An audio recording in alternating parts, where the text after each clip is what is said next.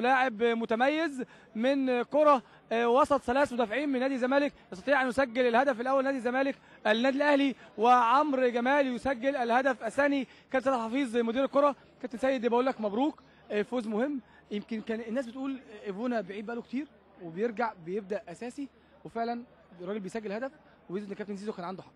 الحمد لله طبعا على المكسب، الحمد لله رب العالمين على الفوز، الحمد لله على الصداره، يعني الحمد لله على كل شيء. طبعا هي اراء فنيه واختلافات في وجهات النظر، وده زي ما انا قلت من البدايه خالص، يعني وجهات النظر يعني طالما بتتقال هتختلف من واحد لواحد وما فيش مشكله اطلاقا، لكن يبقى النتيجه. يعني الحمد لله اعتقد ان احنا نستحق المكسب. الشوط الاول كان شوط في قلق من الفرقتين، كان نوعا ما متكامل، الفريقين خايفين من بعض. حتى الشوط الاول كنا احنا الاقرب للفوز.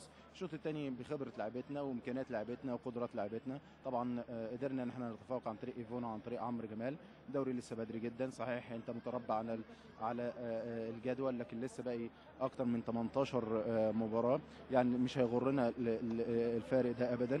لازم نكون حذرين جدا، احنا فرقه بتلعب على بطوله. طبعا بقول نادي الزمالك هارد لك، يعني بكل المقاييس فرقه محترمه بجهاز فني محترم بلعيبه محترمه بقدرات محترمه، لكن احنا كمان كنا على قد المسؤوليه، احترمنا نادي الزمالك جدا. السيد احمد فتحي اشتكى ولا حاجه ولا ايه اللي حصل؟ عشان شايفينه خارج بيزك كده. احمد فتحي بين الشوطين قال ان هو في كدمه في ركبته، فكابتن زيزو قال له طب شوف اول 5 دقائق يعني والوضع عامل ازاي، لكن هو في اول 5 دقائق او اول 10 دقائق من الشوط الاول من الشوط الثاني يعني طلب التغيير.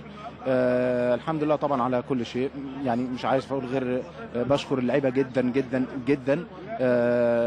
نفذوا كل حاجه، مسؤوليه، فصلوا نفسهم عن اي احداث.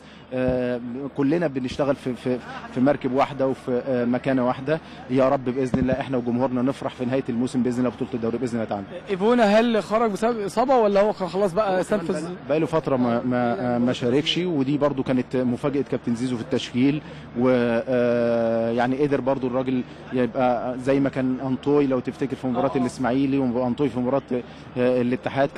كانت هي رؤيه الخالصه لكابتن زيزو. الحمد لله على كل شيء. زي ما قلت يعني من حق اللعيبه تفرح، من حق جمهور النادي الاهلي يفرح جدا جدا جدا، مش بالمكسب بس، لان هو السبع نقاط النهارده فارق بين الاهلي والزمالك ريحوا الاهلي كتير. اقول المعنى بس، اقول المعنى من حق جمهور الاهلي يفرح النهارده بفرقتهم، من حق لعيبه النادي الاهلي تفرح، من حق الجهاز الفني يفرح، لكن اكبر من المكسب واعلى من المكسب هي شخصيه اللاعب النادي الاهلي. الجمهور النادي الاهلي لازم يفهم كويس قوي قوي قوي قوي ان معدن النادي الاهلي ولاعيبه النادي الاهلي بتبان في المواقف زي ديت، بتبان ان هي انت عنوانك او انت رسالتك انا لعيب كوره بس جاي اخلص للنادي بتاعي.